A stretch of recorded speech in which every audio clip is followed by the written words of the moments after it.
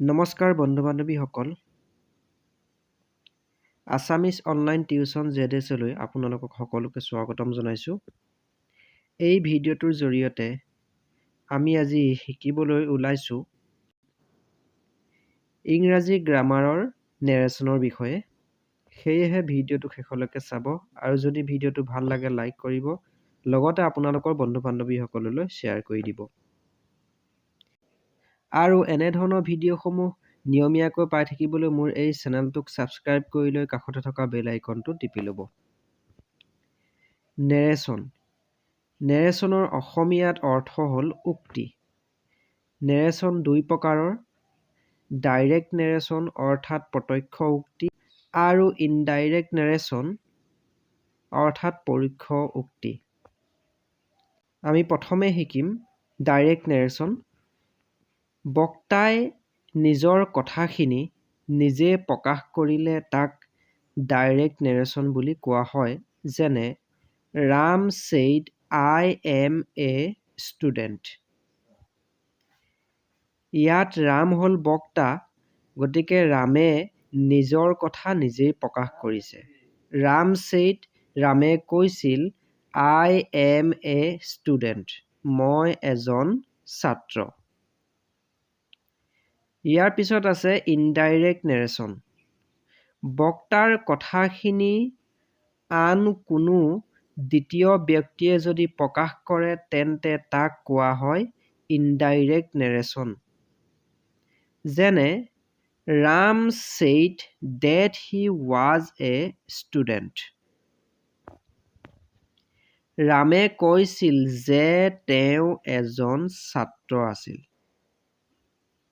গতিকে ইয়াত ৰামৰ কথা আন দ্বিতীয় এজন ব্যক্তিয়ে কৈছে। ডাইৰেক্ট নেৰেশ্যনত থকা বাক্যটোৰ দুটা অংশ থাকে। ঊৰ্ধ্বকমাৰ বাহিৰত থকা অংশটোৰ নাম হ'ল ৰেপৰ্টিং ভাৰ্ব আৰু ঊৰ্ধ্বকমাৰ ভিতৰত থকা অংশটোৰ নাম হ'ল ৰেপৰ্টেড স্পীচ। যেনে হি ছেইড, এই অংশটোক কোৱা হয় ৰেপৰ্টিং ভাৰ্ব বুলি। ঊৰ্ধ্বকমাৰ ভিতৰত থকা বাক্য শাৰী যেনে আই এম ৰিডিং, এই অংশটোক কোৱা হয় ৰেপৰ্টেড স্পীচ। ওপৰৰ এই বাক্যটোক ইনডাইৰেক্ট কৰিলে হ'ব he said that he was reading. বন্ধু-বান্ধৱীসকল, ডাইৰেক্টৰ পৰা ইনডাইৰেক্টলৈ নিয়া কিছুমান নিয়ম আছে। যদি কোনো এটা ডাইৰেক্ট নেৰেশ্যনৰ বাক্যত ৰিপৰ্টিং ভাৰ্বটো ছেইড ধৰি দিয়া থাকে, তেন্তে ঊৰ্ধ্বকমাৰ ভিতৰত থকা বাক্যটোৰ টেন্স তলত দিয়া ধৰণে পৰিৱৰ্তন হয়। যেনে ডাইৰেক্টত এম ইজ আৰ যদি থাকে, ইনডাইৰেক্টত হ'ব ৱাজ বা ৱেৰ। ডাইৰেক্টত যদি ৱাজ বা ৱেৰ থাকে তেন্তে ইনডাইৰেক্টত হ'ব হেড বিন। চেল থাকিলে উড হ'ব, উইল থাকিলে উড হ'ব, কেন থাকিলে কুড হ'ব, হেভ বা হেজ থাকিলে হেড হ'ব আৰু প্ৰেজেণ্ট ইনডিফিনিট থাকিলে পাষ্ট ইনডিফিনিট হ'ব। গ'জ থাকিলে ৱেণ্ট হ'ব, পাষ্ট ইনডিফিনিট থাকিলে পাষ্ট পাৰফেক্ট হ'ব, ৱেণ্ট থাকিলে হেড গন হ'ব, মে থাকিলে মাইট হ'ব, নাও থাকিলে দেন হ'ব, টুডে থাকিলে ডেট ডে হ'ব, টুমৰো থাকিলে দ্য নেক্সট ডে হ'ব, য়েষ্টাৰডে থাকিলে দ্য ডে বিফৰ বা দ্য প্ৰিভিয়াছ ডে হ'ব, লাষ্ট থাকিলে দ্য প্ৰিভিয়াছ, নেক্সট ডে থাকিলে দ্য ফল'য়িং ডে, হিয়াৰ থাকিলে দেয়াৰ হ'ব, ডেজ থাকিলে দ'জ হ'ব, আই থাকিলে হি বা চি হ'ব, উই থাকিলে দে হ'ব, মি থাকিলে হিম বা হাৰ হ'ব, আজ থাকিলে দেম হ'ব, মাই থাকিলে হিজ বা হাৰ হ'ব আৰু আৱাৰ থাকিলে দেয়াৰ হ'ব। ইউ ছাবজেক্ট যদি থাকে তেন্তে হি, চি বা আই বা উই হ'ব। ইউ অবজেক্ট থাকিলে হিম বা হাৰ বা মি হ'ব। your থাকিলে his, her বা my হ'ব এনেধৰণৰ। বন্ধু বান্ধৱীসকল, আমি প্ৰথমেই শিকিম নেৰেশ্যনৰ ক্ষেত্ৰত এছাৰ্টিভ চেণ্টেন্সত কেনেধৰণে নেৰেশ্যন কৰিব পাৰি, অৰ্থাৎ ডাইৰেক্টৰ পৰা ইনডাইৰেক্ট কেনেকৈ কৰিব পাৰি। মই আগতে কৈছিলোঁ যে ডাইৰেক্ট নেৰেশ্যনত দুটা অংশ থাকে। ইয়াৰ প্ৰথম অংশটো হ'ল ৰিপৰ্টিং ভাৰ্ব আৰু দ্বিতীয় অংশটো হ'ল ৰিপৰ্টেড স্পীচ। এই ক্ষেত্ৰত আমি এটা ফৰ্মুলা ব্যৱহাৰ কৰিব লাগিব আৰু সেই ফৰ্মুলাটো হৈছে এনেধৰণৰ।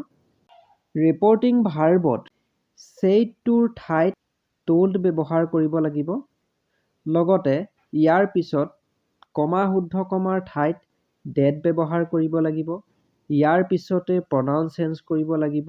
যিহেতু ৰিপৰ্টিং স্পীচৰ প্ৰথম অংশতে থাকে pronoun, গতিকে এই pronounটো চেঞ্জ কৰিব লাগিব। ইয়াৰ পিছত be verb চেঞ্জ কৰিব লাগিব। তাৰ পিছত বাকীখিনি অবজেক্ট যেনেকৈ থাকে তেনেকেই বহুৱাব লাগিব। আমি এতিয়া প্ৰথম এটা বাক্য লৈছোঁ। Ram said to me, কমা শুদ্ধ কমা, I am a doctor. এই বাক্যটো হ'ল ডাইৰেক্ট নেৰেশ্যন। গতিকে ইয়াক ইনডাইৰেক্ট কৰিবলৈ হ'লে আমি ফৰ্মুলা অনুসৰি যাব লাগিব। যেনে ৰিপৰ্টিং ভাৰ্বত ছেইডটোৰ ঠাইত আমি told দিব লাগিব আৰু কমা শুদ্ধ কমাৰ ঠাইত that বহুৱাব লাগিব। ইয়াৰ পিছত pronoun চেঞ্জ কৰিব লাগিব। যে pronounটো হৈছে ইয়াত I যদি থাকে he বা she ব্যৱহাৰ কৰিব লাগিব। ইয়াৰ পিছতে be verb চেঞ্জ কৰিব লাগিব। যেনে ইয়াত আছে am থাকিলে was বা were বহাব লাগিব। আৰু ইয়াৰ পিছৰখিনি যেনে আছে তেনেকেই বহুৱাব লাগিব।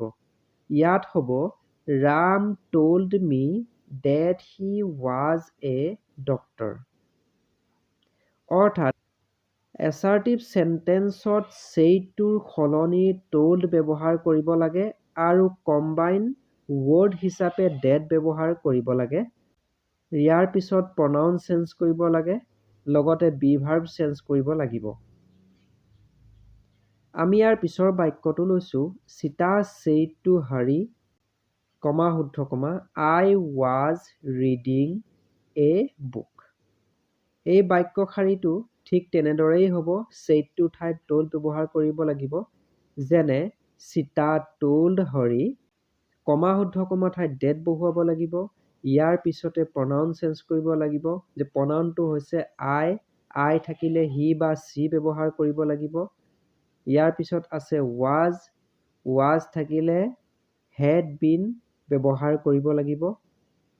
তাৰপিছত reading a book বহুৱাব লাগিব। ঠিক তেনেদৰে আমি 3 নম্বৰ বাক্যটো লৈছোঁ। The boy said to me, you can dance. ইয়াতো ঠিক তেনেদৰেই হ'ব। The boy যেনেকৈ আছে তেনেকেই দিব লাগিব। saidটোৰ ঠাইত told দিব লাগিব আৰু meটোৰ ঠাইত me দিব লাগিব। ইয়াৰ পিছত কমা শুদ্ধ কমাৰ ঠাইত that ব্যৱহাৰ কৰিব লাগিব। ইয়াৰ পিছত pronoun চেঞ্জ কৰিব লাগিব। pronounটো আছে you থাকিলে হ'ব I। ইয়াৰ পিছত be verb চেঞ্জ কৰিব লাগিব। can আছে গতিকে can থাকিলে could হ'ব। ইয়াৰ পিছত dance আছে গতিকে danceটোৱেই বহিব। ইয়াৰ পিছৰ বাক্যশাৰী লৈছোঁ। My father said I did the work. ইয়াতো ঠিক তেনেদৰেই হ'ব। My father ঠাইত my father বহিব। saidটোৰ ঠাইত said ব্যৱহাৰ কৰিব লাগিব। ইয়াত কিন্তু said বহিব। ইয়াৰ কাৰণটো হৈছে saidৰ পিছত to me নাই। ইয়াৰ পিছত কমা শুদ্ধ কমাৰ ঠাইত that বহুৱাব লাগিব। ইয়াৰ পিছত pronounটো চেঞ্জ কৰিব লাগিব। I আছে গতিকে he বহাব লাগিব। যিহেতু my father বুলি কোৱা হৈছে সেয়েহে ইয়াত he ব্যৱহাৰ কৰিব লাগিব। ইয়াৰ পিছত did আছে গতিকে didটো হ'ল past indefinite, সেয়েহে আমি ইয়াত past perfect কৰিব লাগে। সেয়েহে didৰ ঠাইত বহিব had done। ইয়াৰ পিছত the work আছে গতিকে the workটো বহুৱাই দিব লাগিব। বন্ধু বান্ধৱীসকল, আমি ইয়াৰে 5 নম্বৰ বাক্যটো লৈছোঁ। Hari said We have a cow. যে হাৰি said আৰু কমা শুদ্ধ কমা ঠাইত that বহুৱাব লাগিব। ইয়াৰ পিছত pronoun চেঞ্জ কৰিব লাগিব। we আছে, we থাকিলে they ব্যৱহাৰ কৰিব লাগিব। ইয়াৰ পিছত আছে have টো হ'ল be verb, গতিকে যদি have থাকে তেন্তে had ব্যৱহাৰ কৰিব লাগিব। ইয়াৰ পিছত a cow আছে, ঠিক তেনেদৰে a cow বহুৱাব লাগিব। ইয়াত হ'ব Hari said that they had a cow. আমি 6 নম্বৰ বাক্যটো লৈছোঁ the man said I shall go to Delhi tomorrow. ঠিক তেনেদৰে ইয়াতো হ'ব the man said আৰু কমা শুদ্ধ কমাৰ ঠাইত বহিব that বহুৱাৰ পিছত আমি pronounটো চেঞ্জ কৰিম। pronounটো আছে I থাকিলে he বহিব। be verb হিচাপে shall will থাকিলে would বহিব। আমি ইয়াত would বহুৱাম। go to Delhi tomorrow থাকিলে the next day বহিব।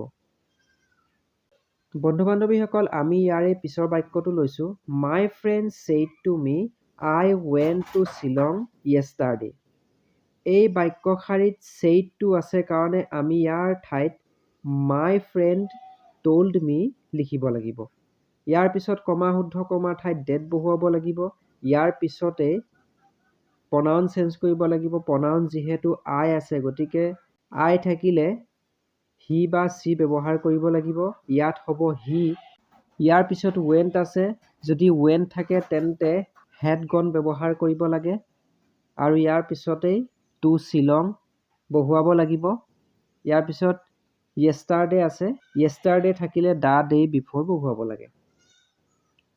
এইখিনিতে এটা কথা মনত ৰাখিব, যদি ঊৰ্ধ্বকমাৰ ভিতৰত do not বা does not দিয়া থাকে তেন্তে তাক ইনডাইৰেক্ট কৰোঁতে did not লিখিব লাগে, আৰু যদি did not ধৰি দিয়া থাকে তেন্তে did notৰ সলনি had not লিখিব লাগে, আৰু মেইন ভাৰ্বটো থাৰ্ড ফৰ্মত লিখিব লাগে। যেনে Hari said we do not go there। এই বাক্য শাৰী ঠিক তেনেদৰে হ'ব হৰি said কমা শুদ্ধ কমা ঠাইত that বহিব। ইয়াৰ পিছত we pronoun আছে গতিকে we থাকিলে they ব্যৱহাৰ কৰিব লাগিব। do not আছে গতিকে ইয়াৰ ঠাইত did not ব্যৱহাৰ কৰি go there লিখিব লাগিব। ইয়াৰ পিছৰ বাক্য শাৰী লৈছোঁ Sita said my father does not smoke। এই বাক্য শাৰীত হ'ব Sita said আৰু কমা শুদ্ধ কমা ঠাইত বহিব that। ইয়াৰ পিছত pronounটো চেঞ্জ কৰিব লাগিব। my আছে গতিকে my থাকিলে her বহুৱাব লাগিব। ইয়াত কিন্তু মই আগতে কৈছিলোঁ যদি my থাকে his বা her ব্যৱহাৰ কৰিব লাগিব, কিন্তু ইয়াত his কিয় নিদিলোঁ?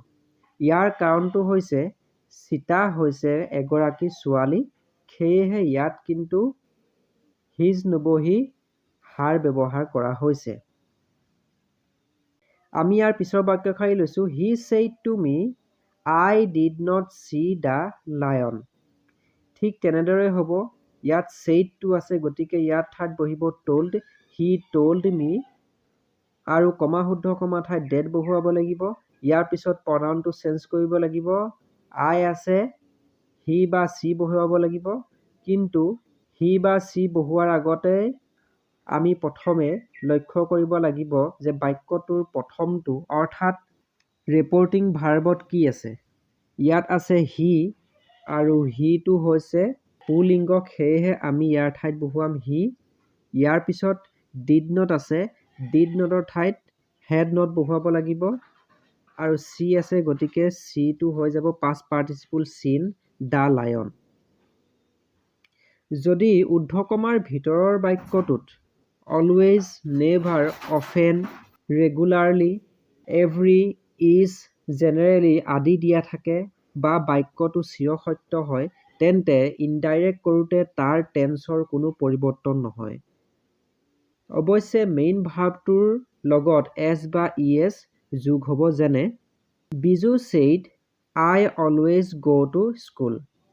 এই বাক্য শাৰীত ৰিপৰ্টেড স্পীচত always শব্দটো আছে, সেয়েহে ইয়াৰ ঠাইত always বহিব। ইয়াত হ'ব বিজু said কমা শুদ্ধ কমাৰ ঠাইত ডেট বহুৱাব লাগিব, গতিকে ইয়াত ডেট বহিব। ইয়াৰ পিছত আমি প্ৰনাউনটো চেঞ্জ কৰিম। আই আছে, আই থাকিলে হি বা চি বহিব, ইয়াত বহিব হি। যিহেতু ৰিপৰ্টিং ভাৰ্বৰ প্ৰথম ছাবজেক্টটো হৈছে বিজু, আৰু বিজু যিহেতু পুলিংগ, সেয়েহে ইয়াত বহিব হি। ইয়াৰ পিছত অলৱেজ আছে, অলৱেজে বহিব। গো আছে, গতিকে ইয়াৰ ঠাইত অৰ্থাৎ গ'ৰ ঠাইত গোজ ব্যৱহাৰ কৰিব লাগিব। তাৰপিছত টু স্কুল আছে, টু স্কুল বহুৱাই দিব লাগিব। বন্ধু বান্ধৱীসকল, এই নিয়মৰ দ্বিতীয় বাক্যটো লৈছোঁ। ৰিংকু চেইড আই ড্ৰিংক টি এভৰি ডে।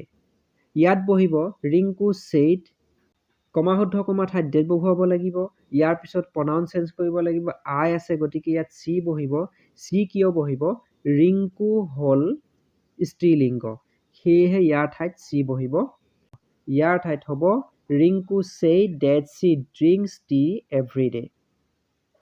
আমি ইয়াৰ পিছত আৰু এশাৰী বাক্য লৈছোঁ। দ্য টিচাৰ চেইড টু আছ মিল্ক ইজ হোৱাইট। এই বাক্যশাৰী কিন্তু চিৰসত্য বাক্য, সেয়েহে এই ক্ষেত্ৰত কেনেদৰে বহিব আমি জানো। এই বাক্যশাৰী চিৰসত্য হয় বাবে আমি ইয়াক একো চেঞ্জ কৰিব নালাগে, ঠিক তেনেদৰেই লিখিব লাগিব। যেনে ইয়াত হ'ব দ্য টিচাৰ চেইড টু ঠাইত ট'ল বহিব। আজ আছে, আজিয়ে বহুৱাব লাগিব, আৰু কমা শুদ্ধ কমা ঠাইত ডেট বহুৱাই ইয়াৰ পিছত ৰিপৰ্টিং স্পীচ শাৰী ঠিক তেনেদৰেই বহুৱাব লাগিব। Milk is white. যদি ৰিপৰ্টিং ভাৰ্বটো চেই ধৰি দিয়া থাকে, তেন্তে ইনডাইৰেক্ট কৰোঁতে ঊৰ্ধ্বকমাৰ ভিতৰত বাক্যটোৰ টেন্সৰ কোনো পৰিৱৰ্তন নহয়। যেনে Ram chase I M a student. ইয়াত কিন্তু চেইজ আছে। ইনডাইৰেক্ট কৰোঁতে ঊৰ্ধ্বকমাৰ ভিতৰত বাক্যটোৰ টেন্সৰ কোনো পৰিৱৰ্তন নহয়। ইয়াত হ'ব ৰাম চেইজ, আৰু কমা শুদ্ধ কমা ঠাইত ডেট বহুৱাই প্ৰনাউনটো চেঞ্জ কৰিব লাগিব। আই আছে, গতিকে ইয়াৰ ঠাইত হি বহুৱাব লাগিব। ইয়াৰ পিছত কিন্তু ইজ এ ষ্টুডেণ্ট বহুৱাব লাগিব। আমি আৰু এটা বাক্য লৈছোঁ। The girl says my friends were playing. ঠিক তেনেদৰেই হ'ব the girl says that her friends were playing. আমি আৰু এটা বাক্য ল'ম। My sister says I have a pen. ইয়াত হ'ব my sister says that she has a pen. বন্ধু বান্ধৱীসকল, এয়াই আছিল আজিৰ নেৰেশ্যনৰ এজাৰ্টিভ চেণ্টেন্সৰ কিছু নিয়ম। বন্ধু বান্ধৱীসকল, আমি ইয়াৰ পিছৰ ভিডিঅ'টোত শিকিম ইণ্টাৰগেটিভ চেণ্টেন্সৰ নেৰেশ্যনৰ ক্ষেত্ৰত নিয়ম প্ৰণালীসমূহ। সেয়েহে আপোনালোকে ভিডিঅ'সমূহ পাই থাকিবলৈ মোৰ এই চেনেলটোক ছাবস্ক্ৰাইব কৰি ল'ব, লগতে আপোনালোকৰ বন্ধু বান্ধৱীসকললৈ শ্বেয়াৰ কৰি দিব, আৰু এনেধৰণৰ ভিডিঅ'সমূহ নিয়মীয়াকৈ পাই থাকিবলৈ মোৰ এই চেনেলটোক ছাবস্ক্ৰাইব কৰি লৈ কাষতে থকা বেল আইকনটো টিপি ল'ব। ভিডিঅ'টো সম্পূৰ্ণকৈ চোৱাৰ বাবে ধন্যবাদ।